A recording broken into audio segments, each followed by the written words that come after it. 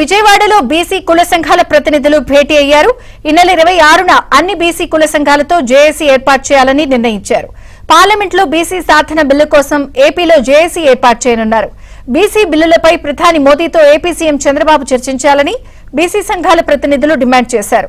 JAC ఆధ్వర్యంలో BC bill కోసం అన్ని పార్టీల మద్దతు కోరతామంటున్న బీసీ సంఘాల నేతలతో మా ప్రతినిధి ప్రసాద్ ఫేస్ టు ఫేస్.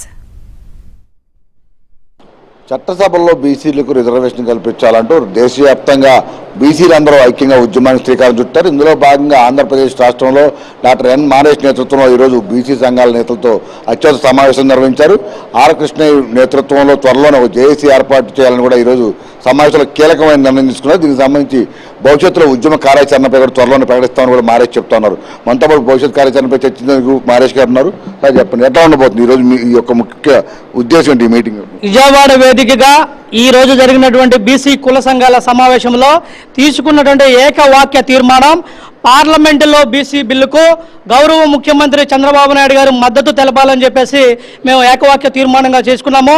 ఈ నెల 26వ తేదీన విజయవాడ వేదికగా ఆర్ కృష్ణయ్య గారి నేతృత్వంలో 140 బీసీ కుల సంఘాల నాయకులు, అదేవిధంగా వివిధ పార్టీల్లో ఉన్నటువంటి బీసీ ప్రజాప్రతినిధులు, మంత్రులు, రిటైర్డ్ జడ్జిలు, కమిషన్ మెంబర్లు వాళ్ళందరితో కూడా జాయింట్ యాక్షన్ కమిటీ ఏర్పాటు చేయబోతున్నాము. ఈ జాయింట్ యాక్షన్ కమిటీ యొక్క ముఖ్య కార్యాచరణ పార్లమెంటులో బీసీ బిల్లు సాధన సమితిగా ఈ జాయింట్ యాక్షన్ కమిటీకి నామకరణం చేసుకొని గౌరవ ముఖ్యమంత్రి చంద్రబాబు నాయుడు గారిని కలవబోతున్నాము. ఎందుకంటే ఇవాళ ఎన్డీఏలో కీలక నిర్ణయాత్మక శక్తిగా చంద్రబాబు నాయుడు గారు ఉన్నారు. ఎందుకంటే ఈ ప్రతి నెల కూడా రాష్ట్ర అభివృద్ధి కోసం దాదాపు 2 సార్లు పైగా గౌరవ ప్రధాని నరేంద్ర మోడీ గారిని చంద్రబాబు నాయుడు గారు కలవడం జరుగుతుంది. మరి వాళ్ళ గౌరవ ముఖ్యమంత్రి చంద్రబాబు నాయుడు గారిని మేము బీసీ సంఘాలుగా తరపున అందరి తరపున ప్రాధాయపడి అడుగుతున్నాము. ఇవాళ రాష్ట్రంలో జనాభాలో సగానికి పైగా ఉన్నటువంటి బీసీల గురించి, బీసీ బిల్లు గురించి నరేంద్ర మోడీ గారితో చర్చించండి. ఎందుకంటే ఇవాళ కేంద్రంలో నితీష్ కుమార్ యాదవ్ గారు కానీ చంద్రబాబు నాయుడు గారు కానీ తలుచుకుంటే ఖచ్చితంగా బీసీలకు రాజ్యాధికారంలో వాటా కల్పించబడుతుంది.